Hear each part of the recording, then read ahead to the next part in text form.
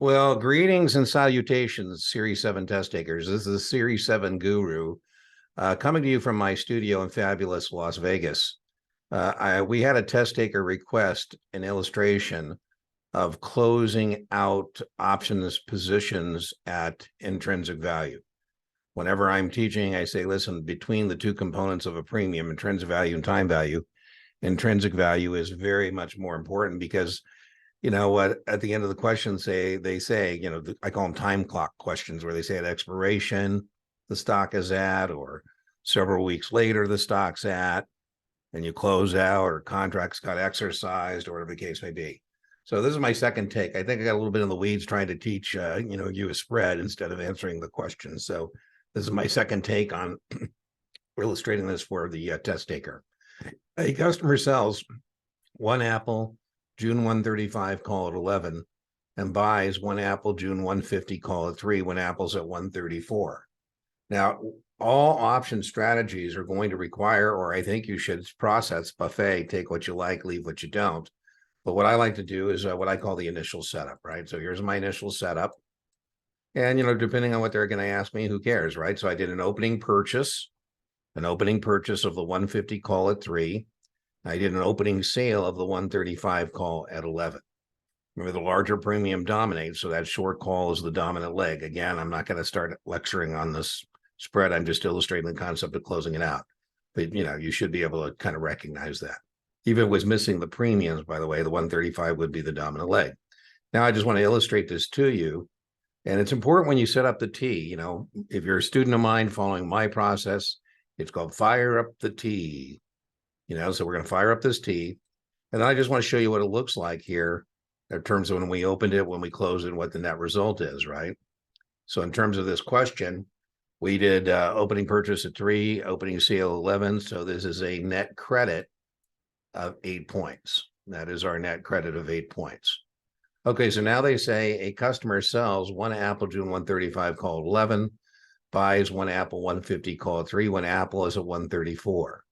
Several weeks later with apple at 139. Now, again, you can do whatever you'd like in terms of doing things. What I like to do is I like to put the market price either above or below my strike in terms of making my analysis.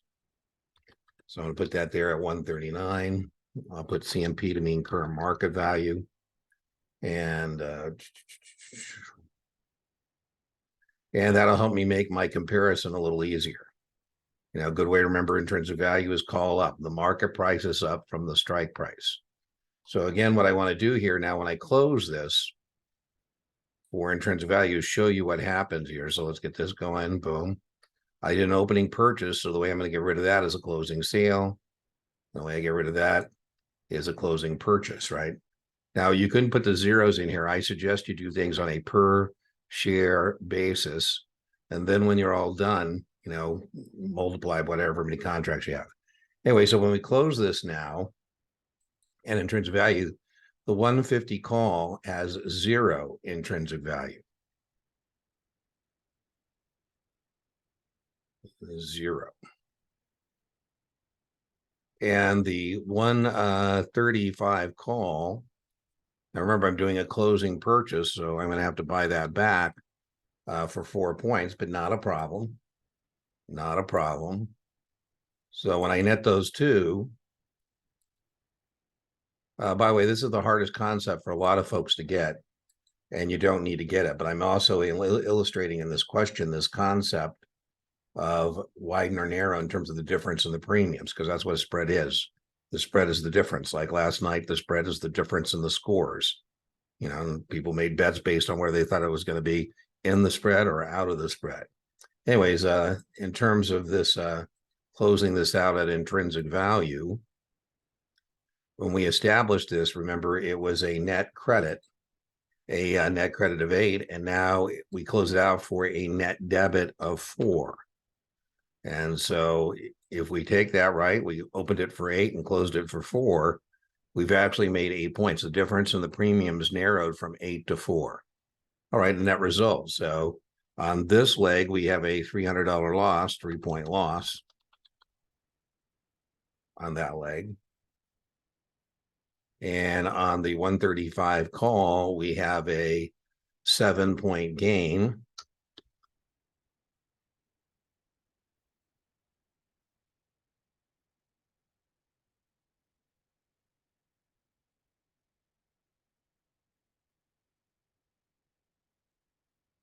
I'm just illustrating again that we can do it this way in terms of what's going on here.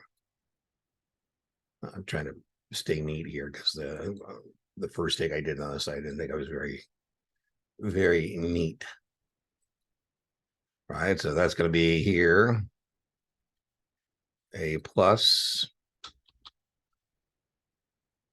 and this is going to be a minus. I don't use pluses and minus because it's very easy to transpose. I use dollars out, dollars in, right? But again, if I show you that net, if we implemented the spread for a net credit of 8 and we can close it out for a net debit of 4, we've made 4 points. We've got, again, more money in than money out.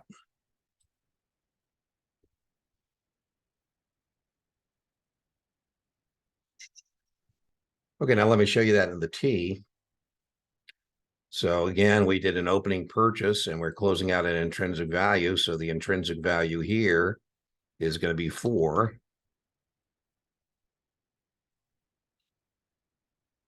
So I'm just showing this to you again using the T. And this one, as we said, is going to have a 0 intrinsic value. There's no such thing as negative intrinsic value, by the way. Either has it or it does not. And so again, when we did the spread, the difference in the premiums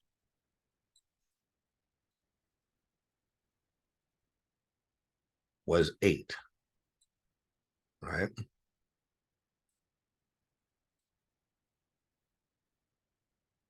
And when we close the spread, the difference was 4. And that's why we made that gain. Now, again, there's 8 test questions about a spread, and I'm not going over those 8.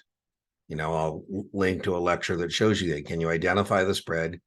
Can you determine debit or credit, exercise or expire, widen or narrow, max gain, max loss, break even, bullish or bearish? That's not what this is about. I just wanted to illustrate for that test taker what it looks like closing it out at intrinsic value.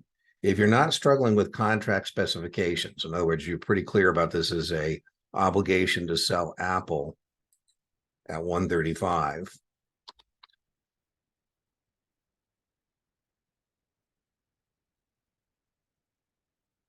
If you're not struggling with that,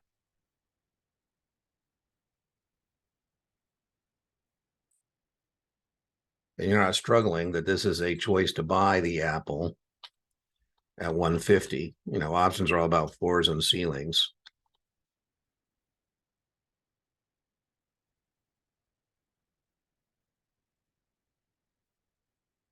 And you can track money, you're going to get 100 on options. Now, I'm not going to make you a visual representation. You can find that in a lecture. But, this is a very smart person. There's a ceiling here at 150, and there's a floor at 135. It's just much smarter to do this than it is to actually do a naked call. All right, so let's review. This is an illustration of somebody who asked me to illustrate a spread being closed out at intrinsic value. So here is the question. A customer sells one Apple June 135 call at 11 and buys one Apple June 150 call at 3 when Apple's at 134. Several weeks later, with Apple trading at 139, the customer closes the position for intrinsic value. What is the gain or loss? And again, we want to be able to track money in and out of the account. So as I said, we always want to fire up the T. And so when we fire up the T, we say, okay, well, there's our contracts. We bought the 150 for 3. We brought in 11 for the 135 call.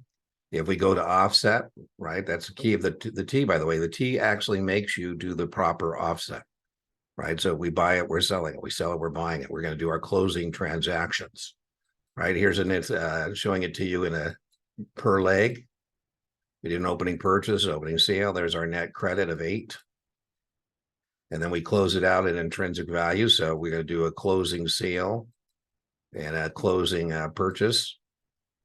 the 150 call is worthless. We've closed out at intrinsic value. The call is worth 4 points. And again, I sold it. So I have to do a closing purchase to offset. So when I did the spread, the difference in the premiums was 8, a net credit of 8. And now the net difference is 4, a net debit of 4. And so we lost 3 points on the 150 call, and we made 7 points on the 135 call. We made 4 points because the difference narrowed from 8 to 4.